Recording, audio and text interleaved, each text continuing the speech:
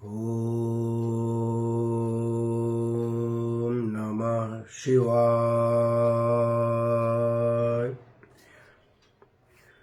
नमस्कार, मैं राकेश परमार और आप देख रहे हैं महत्वपूर्ण मुद्दा। महत्वपूर्ण मुद्दे में आज एक सूचना देना था जो अत्यंत ही महत्वपूर्ण है। मेरे घर के अलावा और कई घरों में आज कैलेंडर बदल जाएगा। कल से नया कैलेंडर लगेगा। मेरे जीवन में 1 जनवरी का महत्व इसलिए है क्योंकि इसी तारीख से हम अपना जन्मदिन, शादी की सालगिरह, बच्चों का जन्मदिन मनाते हैं, बिजली का बिल देते हैं, स्कूल में बच्चों की फीस देते हैं। इसलिए यह तिथि महत्वपूर्ण हो जाती है क्योंकि अगर कैलेंडर बदलेंगे नहीं तो यह तिथियों की जानकारी कैसे होगी। लेकिन जहां तक रहा नव वर्ष का, तो यह नव वर्ष कल से मेरा वाला प्रारंभ नहीं होता है। मेरा चैत्र शुक्ल पक्ष के तिथि से प्रारंभ होता है जो होली के अगले दिन होता है। मेरा नव वर्ष में अभी समय है। जब मेरा वर्ष, हमारा नव वर्ष, आप सब आदरणीय देवदी जी मेरे को देख रहे हैं, इनका नव वर्ष जब शुरू होता है तो क्या क्या होता है ये राष्ट्र कवि राजधारी सिंह दिनकर ने कह दिया है। मैं दिनकर जी इतना शब्दों का पारखी नहीं हूं, ना ही मैं बता सकता हूं, लेकिन 2 बातें मोटे मोटी बता देता हूं। जब मेरा नव वर्ष शुरू होता है तो खेत खलिहान सब खुशहाल होती है, जीव जंतु सारे भोजन से परिपूर्ण होते हैं, यहां तक कि जमीन के अंदर रहने वाले चूहों के मान में भी अनाज का दाना होता है। ना तो अत्यंत गर्मी पड़ती है, ना ही अत्यंत सर्दी पड़ती है। अमीर गरीब हर खुशहाल रहता है, मौसम खुशहाल रहता है। मेरा नव वर्ष की शुरुआत ऐसा होता है। और ये जो आज अंग्रेजी नव वर्ष है उसका देख लीजिए कि देश के आधे भूभाग में सर्दी की स्थितियों ऐसी है कि आंख बाहर निकलना बड़ा मुश्किल है। आज मैं अपने काम से बाहर गया था तो कपड़ा उपड़ा तो मैं ठीक पहन रहा था, मैं सर पे अमूमन टोपी उपी नहीं पहनता ज्यादातर। मैं अपने गाड़ी से, थोड़ी गाड़ी मेरे 5 कदम दूर खड़ी हो गई थी, मैं ऑफिस में जा रहा था तो मेरे सर पे ऐसा लगा जैसे बर्फ का टुकड़ा रखा गया, इतनी ठंडी लग रही थी। आप बताइए इतनी सर्दी के सितम में कोई नव वर्ष कैसे मनाएगा? नाक से पानी गिर रहा है। इतनी विषम परिस्थितियों में कोई उत्साह और उमंग कैसे कर सकता है? इसीलिए आप हमारे नव वर्ष, अपने नव वर्ष का इंतजार कीजिए और उस दिन मनाइएगा। पूरी दुनिया होली के सरोवर में रंगों से नहाई हुई होती है।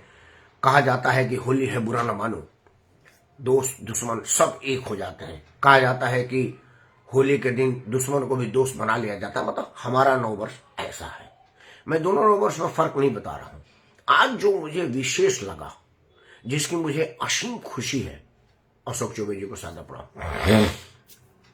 अशोक चौबे जी भी वैसे तो रहने वाले पूर्वांचल के हैं, लेकिन राधा किशन की नगरी में रहते हैं, मथुरा जैसे पावन पवित्र भूमि पर रहते हैं, तो इनका तो नव वर्ष निश्चित तौर पर होली के दिन ही होगा। होली के मतलब अंतिम, जो आज कैलेंडर का नया अंतिम दिन है वो उनका होली के दिन होगा।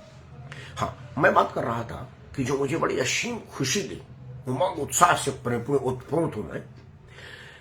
समाचार चैनलों पर बताया जा रहा था कि अयोध्या के पावन पवित्र मर्यादा पुरुषोत्तम भगवान राजा राम की उस जन्मोत्सव पर बना हुआ भव्य राम मंदिर में दर्शन करने के लिए लाखों लोग लाइन में लगे हुए हैं। काशी विश्वनाथ की नगरी में लाइन लगी हुई है। मतलब भारत के जितने धर्मस्थल हैं वहां पर गोवा से ज्यादा भीड़ है। टीवी वाले तो हर जगह है, जहां न पहुंचे रवि वहां पहुंचे कवि। अब ये कहा जाता है कवि की जगह हो जाके जहां न पहुंचे रवि वहां पहुंचे टीवी। तो जहां न पहुंचे रवि वहां पहुंचे टीवी। टीवी वाले पूरे देश के कोने कोने में पहुंचे हुए हैं और उन्होंने रिपोर्टिंग किया है, दिखाया है कि आमतौर पर 5-7 साल पहले, 10 साल पहले गोवा में भीड़ होती थी, अंडमान निकोबार में भीड़ होती थी, जो काला पानी था, आजकल हालांकि पर्यटन स्थल है। मेरी अभी टूर हुई है। एक वाक्य बताता हूं आपको, ये मेरे साथ का घटना है। युवा पीढ़ी की अब इससे बड़ा उदाहरण नहीं हो सकता। आप सबको पता है 10 दिसंबर को मेरी बिटिया की शादी हुई है। उसमें मेरे बेटे ने बड़ा सब कुछ, मेरे बेटे ने जो सब करना उरना होता था, मंडप पुंडप का तैयारी वारी, गाड़ी बाजा साटाई, सब मेरे बेटे ने किया। मेरा बेटा अमेरिकी कंपनी में काम करता है। वहां ये 25 दिसंबर के पहले से ही 15 दिन की छुट्टी मिलती है वेतन सहित। लड़के को मिली, अपने माँ से बात कर रहा था। आमतौर पर हमारे भारतीय समाज में पिता पुत्र एक ऐसा रिश्ता है जिसमें बातें बहुत कम होती है। मैं भी अपने पिताजी से कोई बात करना होता था तो भाई माता जी पहुंचाता था। आज वही लेगेसी हमारे यहाँ आ रही है, मेरी पत्नी के माध्यम से बेटे की जानकारी होती है। तो मेरी पत्नी बोली कि बेटी घूमने जाना चाह रहा है, कह रहा था कि पापा जी अगर कहे तो मैं घूमने जाऊंगा। मैं बोला जी मेहनत किया है, लड़का जाए, क्या दिक्कत है? तो कंपनी वाला तनख्वाह दिया है और घूमने का पैसा भी दिया है। मैं बोला बहुत अच्छी बात है, हमारा पैसा भी खर्चा नहीं हो रहा है। तो मैंने ये नहीं पूछा कि कहाँ जा रहा है। तो मेरी पत्नी बोली कि नेपाल जाएगा, काशी विश्वनाथ जाएगा, अयोध्या जाएगा। मतलब 15 दिन के टूर में मेरे बेटा बाबा विश्वनाथ की पहली दर्शन किया, पशुपतिनाथ की नेपाल में। उसके बाद बाबा विश्वनाथ जी का दर्शन किया, अयोध्या का दर्शन किया और मथुरा होते हुए लौट रहा है, कल लौटेगा। मतलब 15 दिन देश के धर्मस्थलों का दौरा किया। मुझे इतनी प्रसन्नता हुई, इसलिए नहीं कि मेरा बेटा है, इसलिए कि अब युवा पीढ़ी नए वर्ष, मान लो उनके लिए 9 वर्ष में कितना हूं चिल्लाता रह जाऊं मेरा बेटा हैप्पी न्यू ईयर अपने दोस्तों को बोलेगा, क्योंकि वो अभी उसके दिमाग में इतनी ज्यादा भरी नहीं गई है कि तेरा 9 वर्ष चैत शुक्ल प्रतिभा को होती है। नहीं, वो 31 दिसंबर को आज समाप्त हो रहा है और वो कल उसका हैप्पी न्यू ईयर है। लेकिन वो हैप्पी न्यू ईयर में गोवा भी जा सकता था, अंडमान भी जा सकता था, बॉम्बे के बीच पर भी जा सकता था, तमिलनाडु और आंध्र प्रदेश के बीचों पर जा सकता था। लेकिन वो नेपाल के पशुपतिनाथ के यहाँ गया, बाबा विश्वनाथ के यहाँ गया, मुरली वाले के यहाँ गया, राजा दशरथ जी के पुत्र भगवान राजा राम के यहाँ गया। मतलब 15 दिन से वो धर्मस्थलों की दौड़ा कर रहा है। यह परिवर्तन स्वतः आया है या फीजा में परिवर्तन महसूस हो रहा है या टीवी में राम दरबार की जो रोज रोज चैनलों पर आ रही है उससे हो रहा है या कोई आत्मसात हो रहा है, लेकिन जो भी हो रहा है बहुत अच्छा हो रहा है। और यह सनातन की शक्ति है, क्योंकि यह तो निर्विवाद रूप से सत्य है कि जो सत्य है वही सनातन है और सनातन ही एकमात्र सत्य है। यह तो किसी को इस पर तो संदेह ही नहीं है। अच्छा, बालाजी मेहंदी का बहुत बहुत खुशी है बेटा, बहुत बहुत धन्यवाद। हाँ देखो, ये मेरा भतीजा है विक्रांत चंदेल, ये भी बालाजी मेहंदी वाला बालाजी गया हुआ, अच्छी जगह पर गया हुआ। देखिए ये है, ये सब युवा वर्ग के लोग हैं। तो मैं उम्मीद कर रहा हूं कि परिस्थिति एक दिन ऐसी बदलेगी जब ये युवा जिधर मुड़ जाएंगे ना, उनको रोक नहीं सकता। कहा जाता है कि जवानी और पानी को आप रोक नहीं सकते, कितना ही बाढ़ लगाइएगा जवानी और पानी रुक नहीं सकते। जिधर मुंह कर देगी उधर कर देगी। और जवानी मुड़ चुकी है और यह इस देश का परम स्वर्ण युग आने वाला है जब 14 वर्ष के बालक ने राक्षसी असुरी शक्ति का सत्यानाश कर दिया था। 2 बालक थे नंगे पांव जंगली भेष में। आप समझिए आज कितने करोड़ बालक हैं जो देश में विपासी और आसुरी शक्तियां हैं, उनका सत्यानाश संभव नहीं है। मित्रों, अगर इस देश में सनातन का राज कायम हो जाएगा तो क्या क्या होगा परिवर्तन मैं आपको बता देता हूं। 2-3 चीजें तो आपको पता है कि जब सनातन था तभी वायुयान विज्ञान था, वायु विज्ञान, रसायन विज्ञान, शैल विज्ञान, यह सब चीज भारत में था। पुनः भारत उसी शक्ति को प्राप्त करेगा। यह लोगों को पता ही होगा कि 17वीं शताब्दी में जब अंग्रेज भारत को लूटने के लिए आए, उसके पहले दुनिया में कोई साइंटिस्ट नहीं था। यह आश्चर्य की बात है, आप लोगों को कोई बताया नहीं होगा। जब विदेशी आक्रांताएं हमारे देश को आकर लूटे तो उन्होंने सबसे पहले हमारे धार्मिक ग्रंथों को लूटा और धार्मिक ग्रंथों में लिखी हुई गूढ़ विज्ञान को पढ़ा और उस पर शोध किया और शोध करके आविष्कार किए और तब वहां वैज्ञानिक पैदा हुए। उन वैज्ञानिकों ने आकाश से, आसमान से जमीन की लंबाई बताई, दूरी कितना है। वो युग सहस्र भगवान उली लोता है मधुर पर जानो, वो हमारा हनुमान चालीसा उसके पहले तुलसीदास जी लेके जा चुके हैं। आज जो चीज विज्ञान खोज रही है वो हमारे पूर्वज ऋषि मुनि पहले खोज चुके हैं। सफल गर्दन का ऑपरेशन, मतलब गला ट्रांसप्लांट का जो हुआ था वो भारत में ही हुआ था। अभी हमारा विज्ञान इतना उन्नत नहीं हुआ है कि किसी मवेशी का गला किसी इंसान में लगा दे। हाँ, हार्ट वगैरह लग रहा है, क्योंकि एक हमारे परिवार के सदस्य हैं जिनके लॉन्ग्स, शायद लॉन्ग्स, हार्ट नहीं, लॉन्ग्स बंदर का लगा था।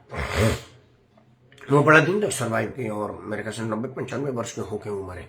मतलब लंग्स के परेशानी नहीं, 90-95 वर्ष तो नेचुरल लंग्स भी होगा तो मर जाते।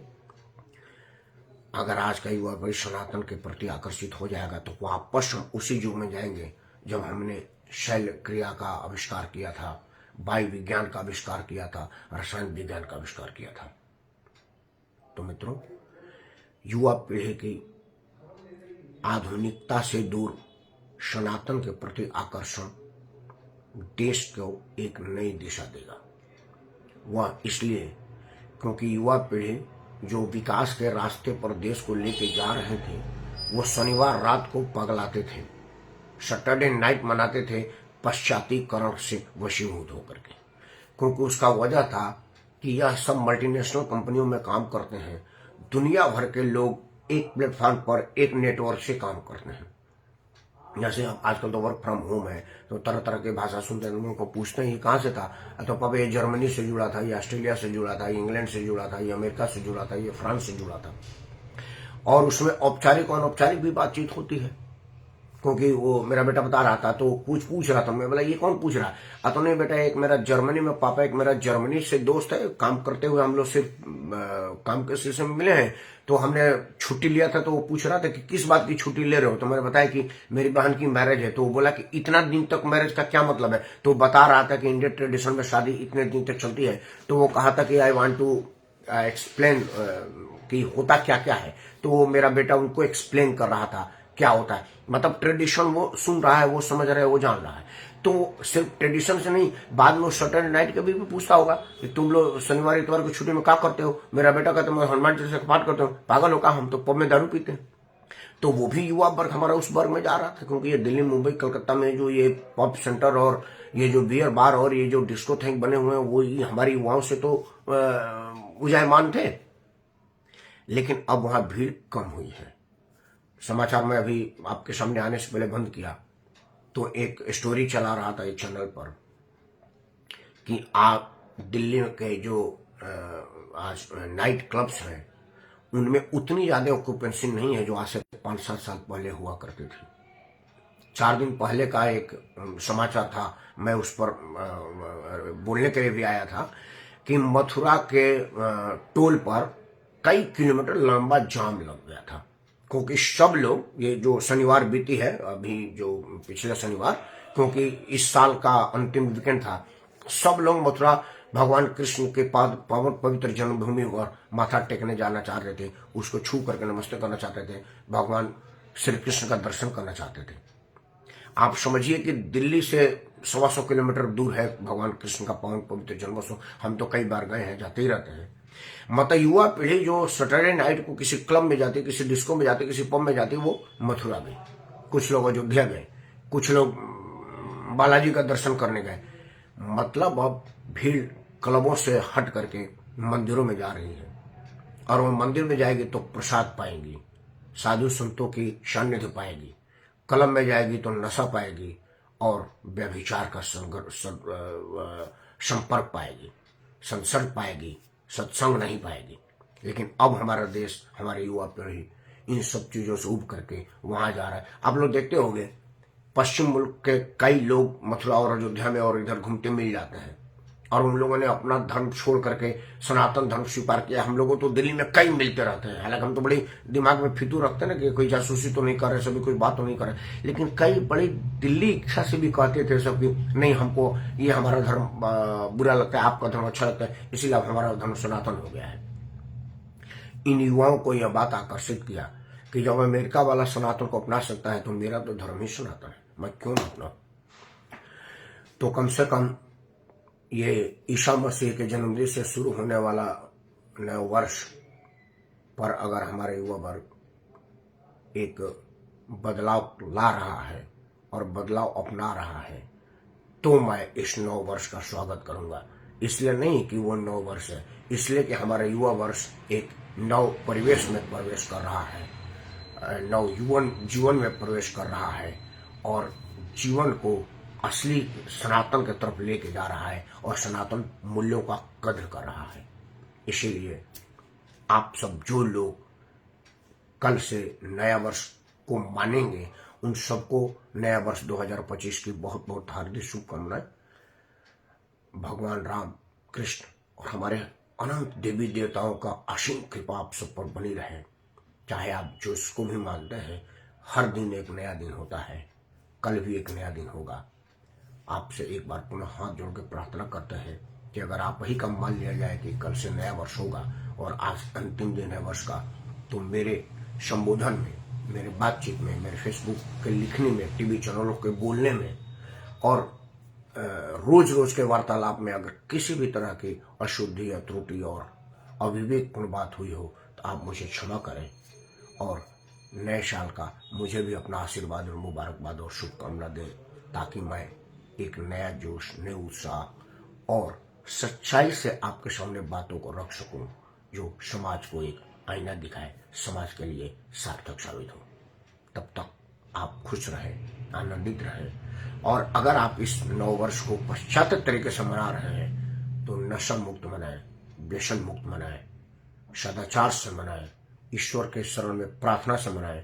कोई नहीं हो तो अपने माता पिता के सिर चरणों को आशीर्वाद लेकर के उनसे बढ़िया से बात करके मनाएं।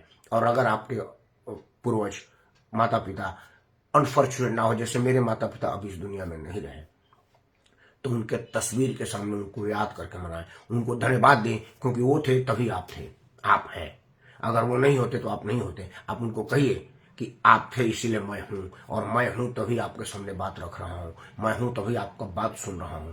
तो हे ईश्वर, आप इनको अपने सिर चरण में लें और मुझे अपना आशीर्वाद दें। जय श्री राम, हर हर महादेव और जय सत्य सनातन धर्म। धन्यवाद।